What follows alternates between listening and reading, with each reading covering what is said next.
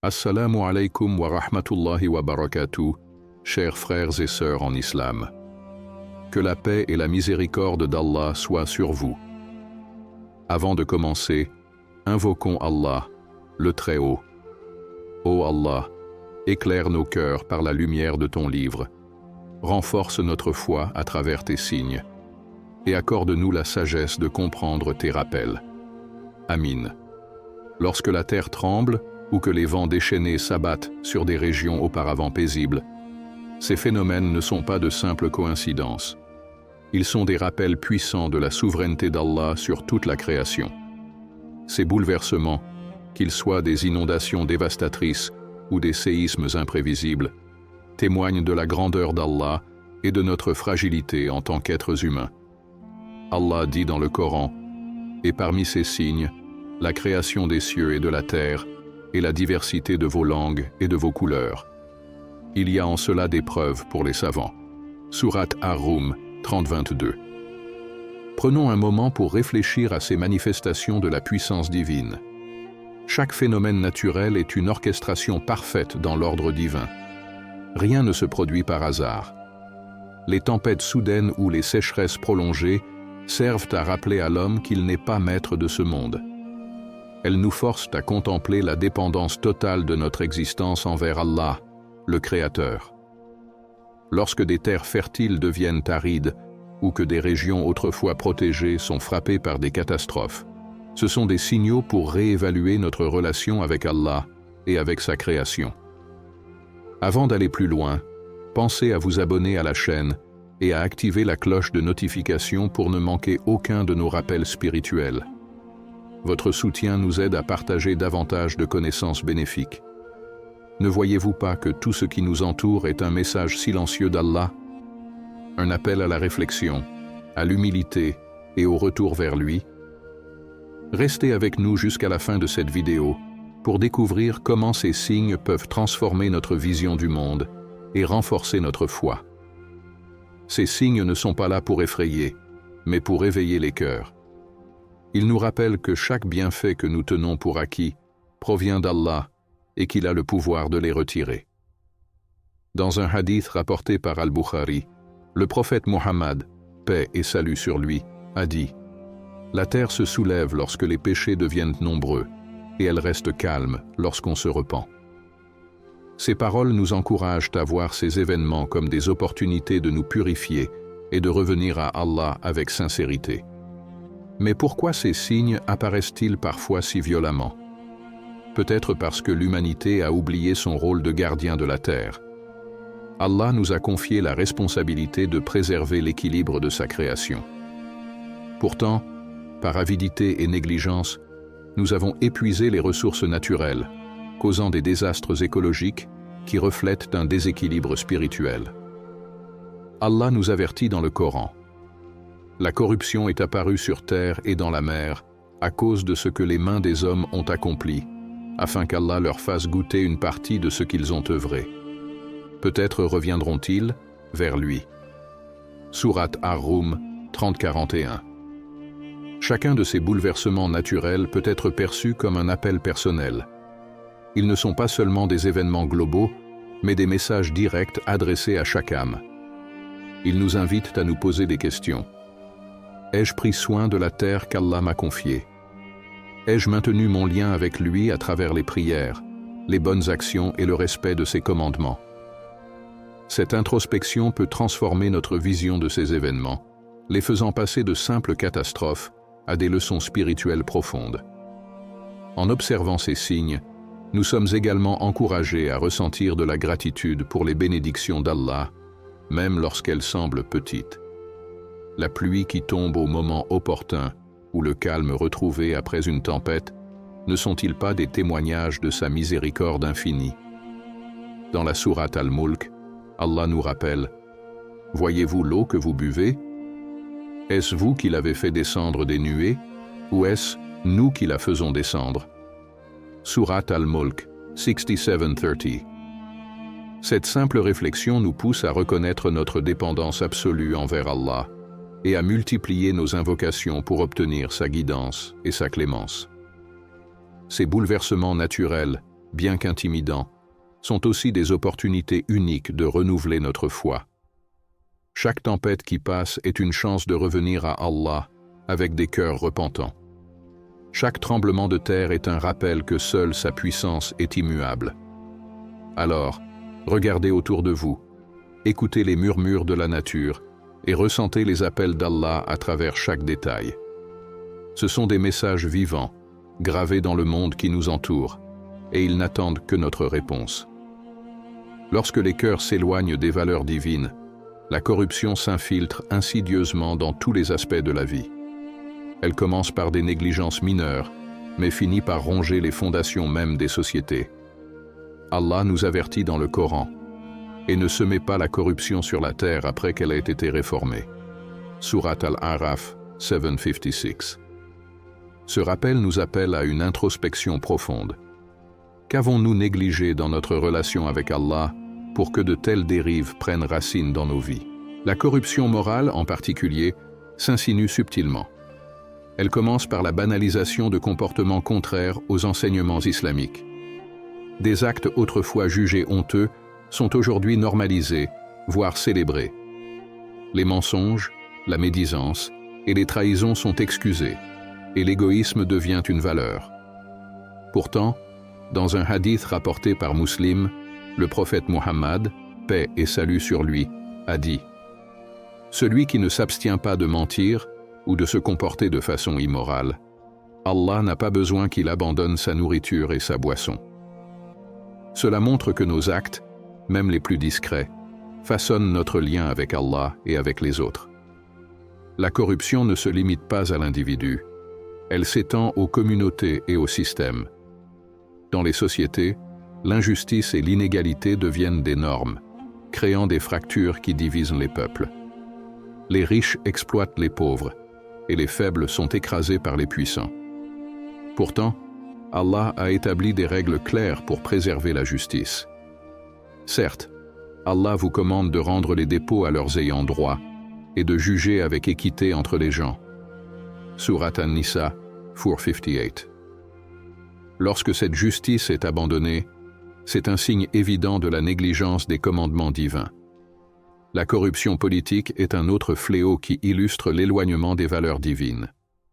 Les dirigeants, qui devraient être les gardiens de la justice et les protecteurs des opprimés, tombent souvent dans l'avidité et la tyrannie. Le prophète Muhammad, paix et salut sur lui, a averti « Le plus mauvais des bergers est celui qui tyrannise son peuple », rapporté par Al-Bukhari.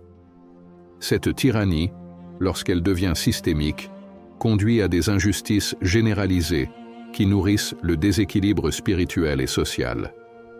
Pourquoi cette corruption s'intensifie-t-elle aujourd'hui? La réponse réside dans l'oubli d'Allah. Lorsque les cœurs s'endurcissent, ils perdent la lumière de la guidance divine.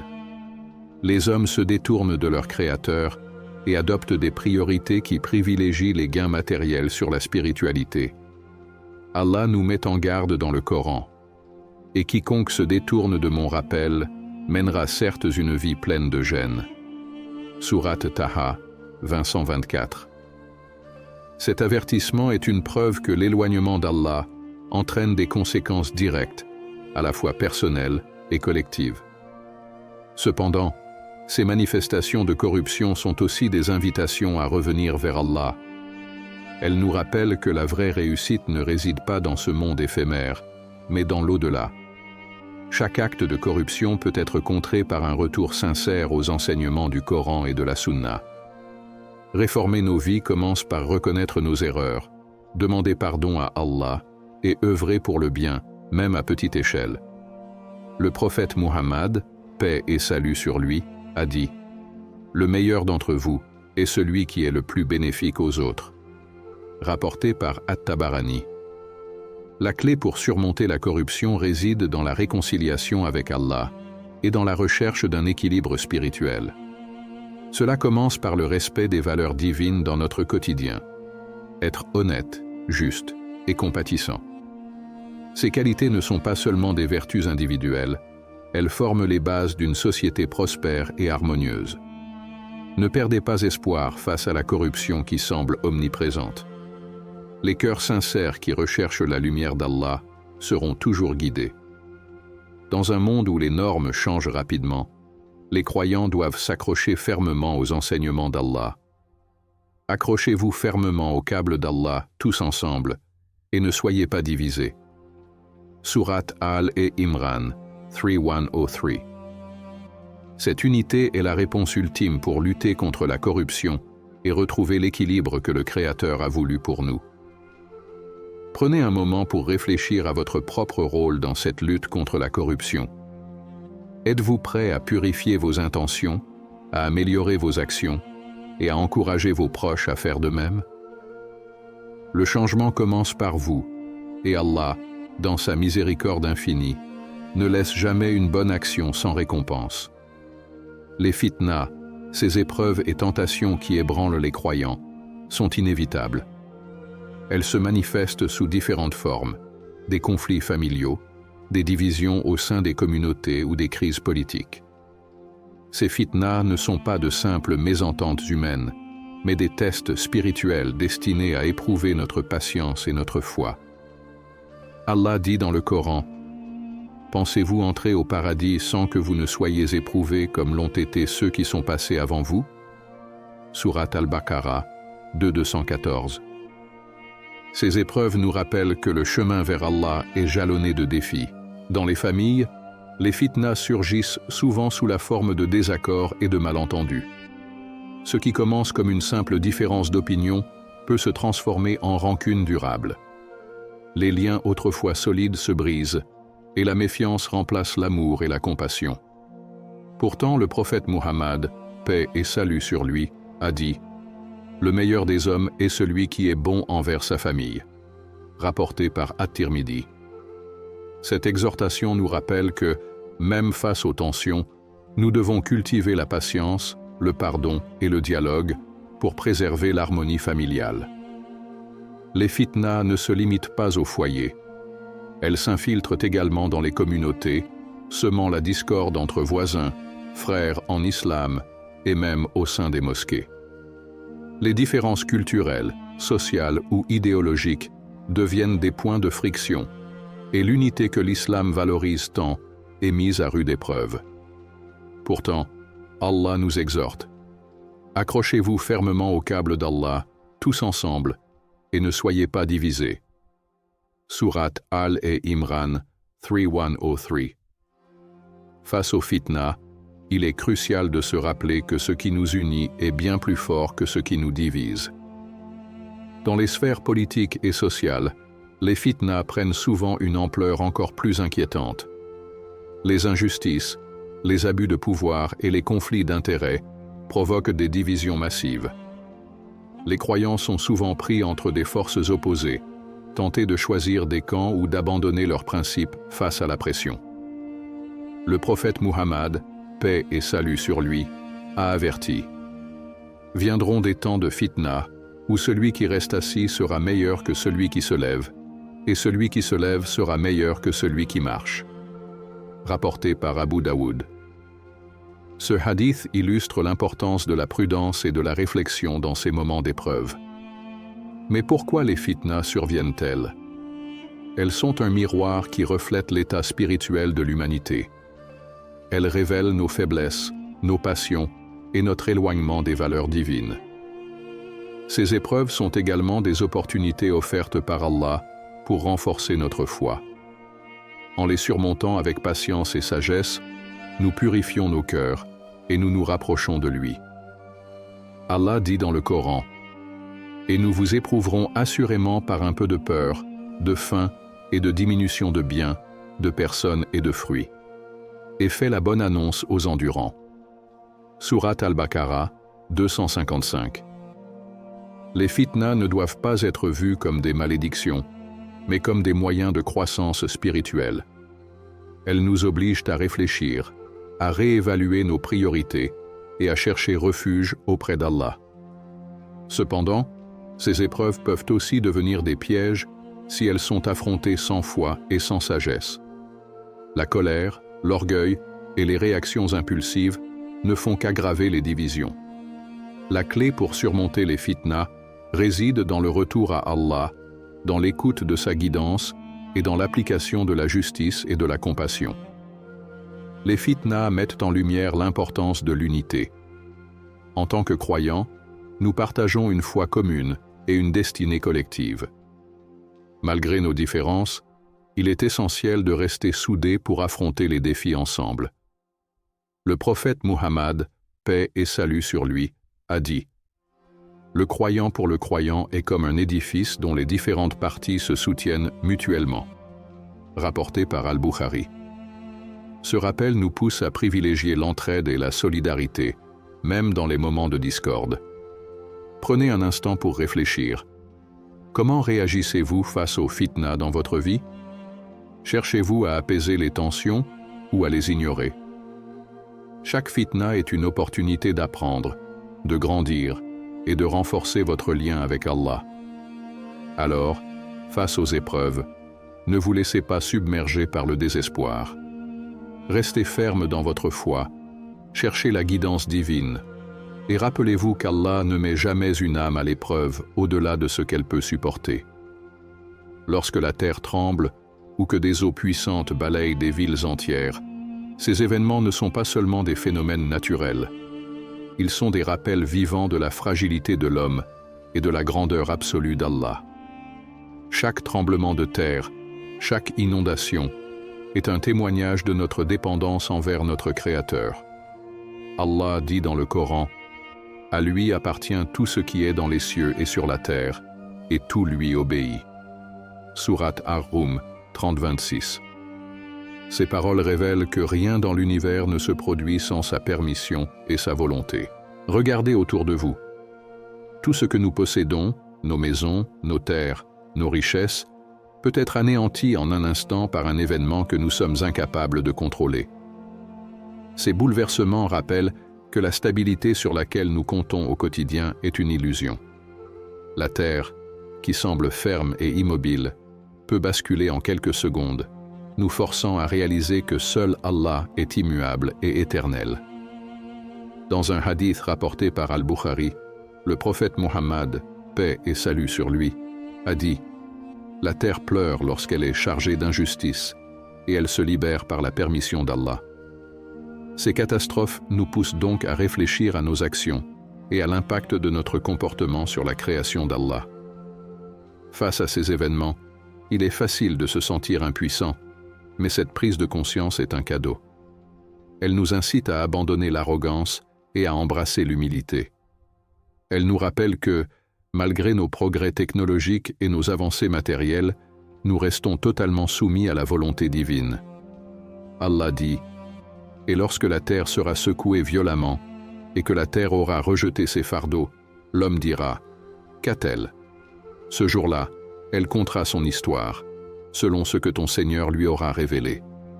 Sourate Az-Zalzala 99, 1-5. Ces bouleversements portent un message. Tout appartient à Allah et il nous en tient responsables. Les inondations soudaines, qui balayent tout sur leur passage, rappellent que nos possessions, aussi précieuses soient-elles, ne sont qu'éphémères. Ce que nous accumulons avec fierté peut disparaître en un instant. Ces événements nous poussent à réfléchir sur nos priorités. Investissons-nous davantage dans ce monde transitoire ou dans notre relation avec Allah et l'au-delà? Le prophète Muhammad, paix et salut sur lui, a conseillé « Soyez dans ce monde comme un étranger ou un voyageur de passage », rapporté par Al-Bukhari. Cette vie est un test, et ces bouleversements sont des rappels de sa nature temporaire. Au-delà de leur puissance destructrice, ces événements dévoilent aussi la miséricorde d'Allah. Chaque tremblement de terre, chaque tempête, est une opportunité d'éveil. Ils nous appellent à nous tourner vers Allah avec sincérité, à multiplier nos prières et nos bonnes actions. Dans la sourate Al-An'am, Allah dit « Dis, qui vous délivre des ténèbres de la terre et de la mer, quand vous l'implorez humblement et en secret? Si tu nous délivres de ceci, nous serons parmi les reconnaissants » Sourate Al-An'am 6-63. Ces moments de vulnérabilité nous rappellent que seule la foi en Allah peut offrir réconfort et stabilité. Les catastrophes naturelles, mettent également en lumière notre responsabilité envers la création d'Allah. Les déséquilibres écologiques et les excès de l'humanité contribuent souvent à l'intensification de ces événements. Il est de notre devoir, en tant que croyants, de préserver la terre qu'Allah nous a confiée.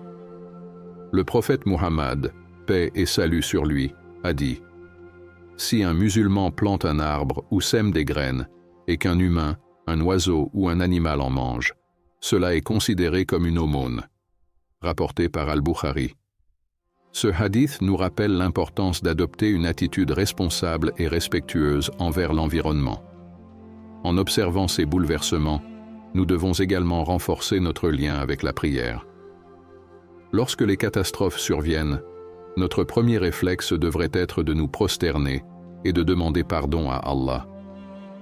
La prière n'est pas seulement une obligation, mais une source de force face aux épreuves. Allah dit « Ô vous qui avez cru, cherchez secours dans la patience et la prière. Certes, Allah est avec les endurants. » Sourate Al-Baqarah, 253. Ces moments d'introspection et de reliance à Allah nous permettent de traverser les épreuves avec sérénité et foi. Prenez un moment pour réfléchir à ces signes. Les voyez-vous comme des punitions ou comme des rappels? Ces bouleversements, bien qu'impressionnants, sont des opportunités d'apprendre, de corriger nos erreurs et de renforcer notre soumission à Allah. Dans chaque catastrophe se trouve une leçon, un appel à revenir à celui qui détient tout entre ses mains. Répondez à cet appel avec humilité et gratitude, et cherchez refuge auprès de lui, car il est le seul capable de nous protéger et de nous guider. Chaque événement marquant dans ce monde, chaque bouleversement naturel ou changement inattendu, porte un message. Ces signes, qu'ils soient de la nature, des épreuves personnelles ou des transformations sociétales, ne sont pas des punitions aveugles. Ils sont des avertissements bienveillants, une miséricorde d'Allah pour ramener les cœurs égarés vers lui. Allah dit dans le Coran « Et nous n'avons jamais détruit une cité sans lui avoir envoyé des avertisseurs. » Sourate Ash-Shu'ara 26, 208. Ces avertisseurs, qu'ils soient des prophètes ou des signes visibles, témoignent de la compassion d'Allah envers ses créatures. Les signes sont des rappels pour ceux qui observent et réfléchissent. Lorsqu'une tempête balaie une région ou qu'un événement inattendu bouleverse nos vies, ces moments nous poussent à examiner notre relation avec Allah. Les signes nous appellent à nous interroger. Sommes-nous sur la voie qu'il a tracée pour nous? Avons-nous oublié nos prières, négligé nos devoirs ou laissé nos cœurs s'attacher au matériel? Dans un hadith rapporté par Muslim, le prophète Muhammad, paix et salut sur lui, a dit « Allah tend sa main durant la nuit pour que le pécheur du jour se repente, et il tend sa main durant le jour pour que le pécheur de la nuit se repente. » Ces paroles montrent que, même dans les moments de difficulté, Allah offre une opportunité de pardon. Les avertissements divins ne sont pas là pour semer la peur, mais pour inspirer un retour sincère à Allah. Ils sont comme des phares dans l'obscurité, guidant ceux qui s'égarent vers la lumière. Allah dit dans le Coran « Nous ne les avons éprouvés que pour qu'ils reviennent. » Sourate Az-Zukhruf 43-48. Ces épreuves, bien qu'intenses, sont une invitation à la réflexion, au repentir et à l'amélioration personnelle. Elles rappellent que ce monde est transitoire et que la véritable récompense se trouve auprès d'Allah. La miséricorde d'Allah se manifeste aussi dans le fait que ces signes sont des avertissements avant des conséquences plus grandes. Ils offrent une chance de se corriger avant que l'heure ne soit arrivée. Imaginez un instant la compassion d'un Créateur qui, avant de rendre sa justice, envoie des rappels pour que ses serviteurs se réveillent. Ces rappels sont des manifestations de l'amour divin, car Allah ne souhaite pas l'échec de ses serviteurs. Il dit « Allah ne châtie pas un peuple tant qu'il envoie au milieu d'eux un messager pour les avertir. » Sourate An-Nisa 4:165. Ces signes nous invitent également à la gratitude. Lorsqu'un tremblement de terre secoue une ville ou qu'une tempête passe près de chez nous sans causer de dommages. N'est-ce pas un rappel de la protection d'Allah? Chaque instant de tranquillité, chaque souffle de vie est un bienfait à apprécier. Le prophète Muhammad, paix et salut sur lui, a dit « Celui qui se réveille le matin en bonne santé, en sécurité dans sa maison et disposant de sa subsistance pour la journée, c'est comme s'il possédait le monde entier. » Rapporté par At-Tirmidhi. Cette perspective nous pousse à reconnaître les bénédictions qu'Allah nous accorde chaque jour. Les avertissements divins nous rappellent aussi que, malgré nos erreurs, Allah est toujours prêt à nous accueillir si nous revenons à lui avec sincérité. Le repentir, ou tauba, est l'un des plus grands cadeaux qu'Allah a offert à l'humanité. Il dit « Ô mes serviteurs qui avez commis des excès à votre propre détriment, ne désespérez pas de la miséricorde d'Allah, car Allah pardonne tous les péchés. Oui, c'est lui le pardonneur, le très miséricordieux. » Surat Az-Zumar, 13 5-6 Ainsi, chaque avertissement est une porte ouverte vers le pardon et la rédemption. Ces signes appellent à l'action. Ils ne doivent pas être ignorés ou simplement redoutés. Ils sont des opportunités de renforcer notre foi, d'intensifier nos prières et de multiplier nos bonnes actions. Ces moments d'épreuve nous encouragent à tendre la main à nos frères et sœurs dans le besoin, à corriger nos comportements et à chercher la satisfaction d'Allah dans chaque aspect de notre vie. Dans un hadith rapporté par Muslim, le prophète Muhammad, paix et salut sur lui, a dit « L'intelligent est celui qui se prépare pour l'après-vie. » Prenez un moment pour réfléchir à ces rappels. Quelles leçons pouvez-vous tirer des signes qu'Allah a placés autour de vous? Sont-ils une opportunité pour vous rapprocher de lui? Ces avertissements ne sont pas des fins en soi, mais des invitations à renouer avec la foi, à corriger vos erreurs et à vous préparer pour l'éternité. Ne laissez pas passer ces chances. Elles sont des trésors que seule la miséricorde d'Allah peut offrir. Les signes qu'Allah place autour de nous ne sont pas de simples phénomènes à observer passivement. Ils sont des appels à la réflexion profonde et à l'action immédiate. Ils invitent chaque croyant à évaluer son état spirituel, à renforcer sa foi et à prendre des mesures concrètes pour se rapprocher de son Créateur. Allah dit dans le Coran « Quiconque fait le poids d'un atome de bien le verra, et quiconque fait le poids d'un atome de mal le verra. » Surat Az-Zalzala, 99, 7-8. Cette promesse divine souligne l'importance de chaque pensée, parole et acte dans notre relation avec Allah. La réflexion est la première étape pour répondre à ces signes. Elle nous pousse à interroger nos intentions et nos priorités. Sommes-nous en train de mener une vie alignée sur les commandements d'Allah? Avons-nous mis notre foi au centre de nos décisions?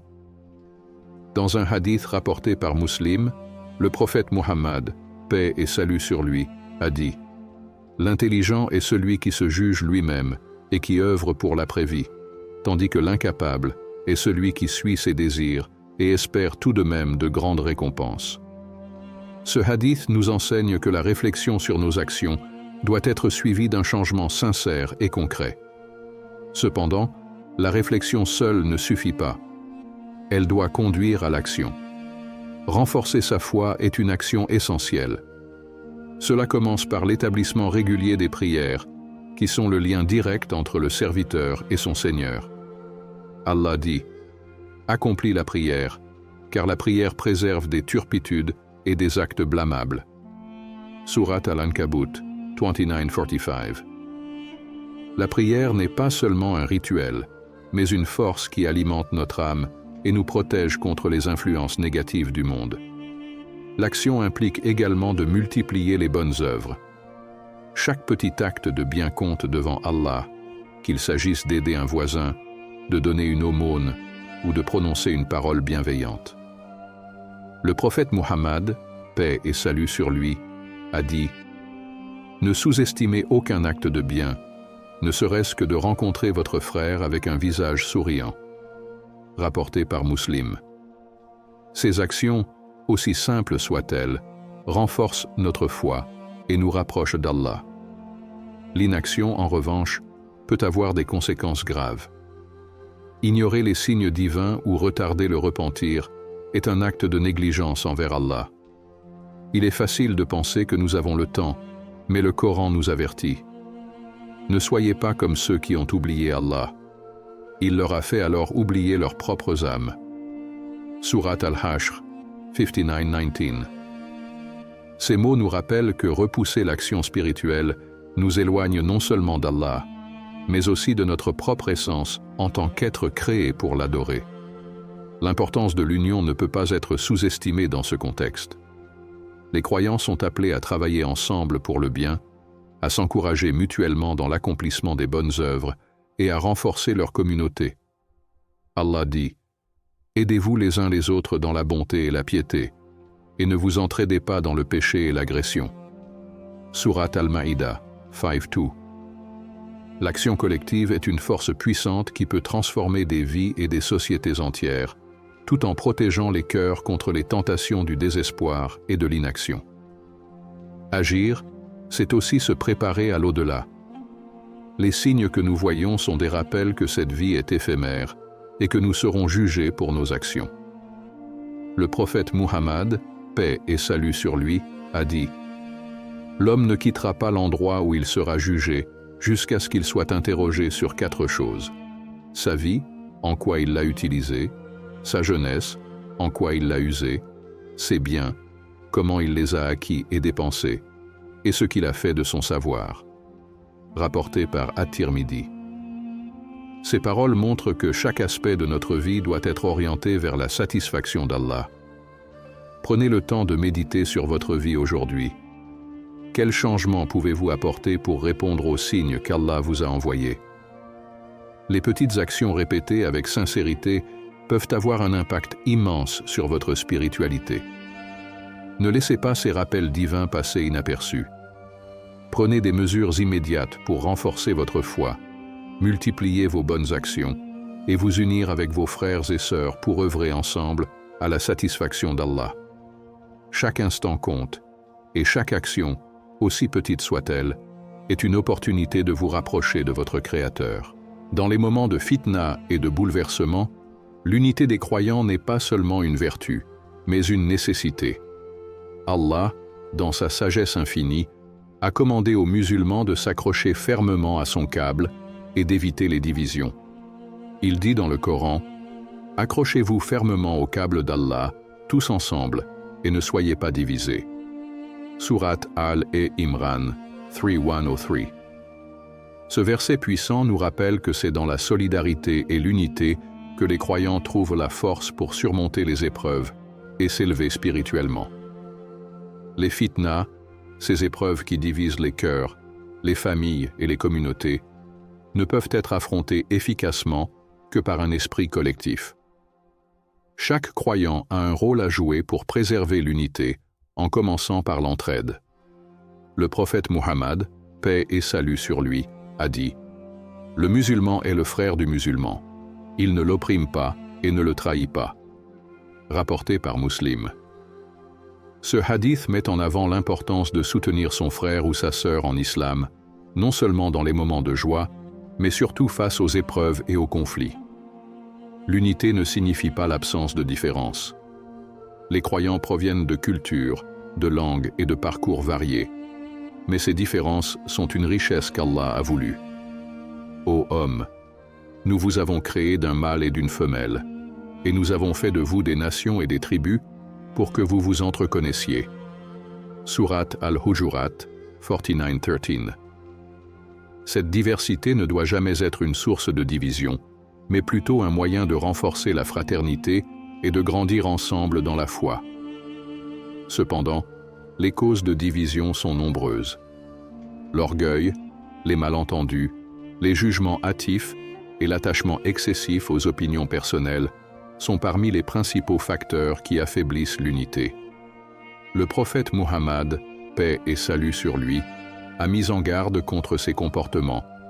N'enviez pas, ne détestez pas, et ne tournez pas le dos les uns aux autres. Soyez tous, ô serviteurs d'Allah, frères. Rapporté par Al-Bukhari et Muslim. Ce rappel nous pousse à cultiver l'amour fraternel et à éteindre les flammes des conflits avant qu'elles ne se propagent. L'unité est également cruciale pour affronter les défis globaux. Dans un monde où les croyants sont souvent confrontés à des injustices et à des oppressions, leur force réside dans leur capacité à se rassembler et à agir ensemble. Lorsque les musulmans s'unissent pour défendre la vérité, pour apporter le bien ou pour secourir les opprimés, ils deviennent une lumière pour l'humanité. Le prophète Muhammad, paix et salut sur lui, a dit: l'exemple des croyants dans leur amour mutuel, leur miséricorde et leur compassion est celui d'un seul corps. Si un membre souffre, tout le corps réagit par l'insomnie et la fièvre. Rapporté par Al-Bukhari et Muslim. Pour renforcer cette unité, il est essentiel de se concentrer sur les fondamentaux de l'islam. Les croyants doivent se rappeler que leur véritable ennemi n'est pas leur frère, mais les forces invisibles qui cherchent à les diviser. Allah dit: Satan n'est qu'un ennemi pour vous. Prenez-le donc pour ennemi. Sourate Fatir, 35-6. En identifiant les véritables sources des divisions, les musulmans peuvent les surmonter et retrouver l'harmonie dans leurs relations. Enfin, prépare les croyants à l'au-delà. Chaque effort pour maintenir la solidarité et l'amour fraternel est une action qui rapproche de la satisfaction d'Allah. Il est important de se rappeler que l'unité n'est pas seulement un objectif pour ce monde, mais une préparation pour rencontrer Allah en étant purifié de nos rancunes. Le prophète Muhammad, paix et salut sur lui, a dit: vous n'entrerez pas au paradis tant que vous ne croirez pas, et vous ne croirez pas tant que vous ne vous aimerez pas. Rapporté par Muslim. Prenez un instant pour réfléchir. Avez-vous contribué à l'unité de votre famille, de votre communauté ou de l'Oumma dans son ensemble? Y a-t-il des désaccords que vous pourriez résoudre ou des ponts que vous pourriez bâtir? Chaque effort pour unir les cœurs est une étape vers la satisfaction d'Allah. Ne laissez pas les causes de division l'emporter. Soyez une source de paix, d'amour et de réconciliation. Et travaillez avec vos frères et sœurs pour affronter ensemble les épreuves de ce monde et préparer l'au-delà. Avant de partir, n'oubliez pas de vous abonner à la chaîne et d'activer la cloche pour ne rien manquer. Laissez un Allah Akbar en commentaire pour montrer votre engagement et votre amour pour la Oumma. Si cette vidéo vous a été bénéfique, pensez à laisser un like. Cela nous aide énormément à partager ces rappels. Qu'Allah nous accorde la force de rester unis malgré nos différences, qu'il purifie nos cœurs de toute rancune et qu'il nous guide sur le chemin de la justice et de la piété. Ô Allah, fais de nous une Oumma soudée qui œuvre pour ton plaisir et qui se prépare ensemble à te rencontrer. Amin. Ne partez pas encore. Une vidéo essentielle vient d'apparaître à l'écran. Cliquez dessus dès maintenant pour approfondir votre compréhension et renforcer votre foi.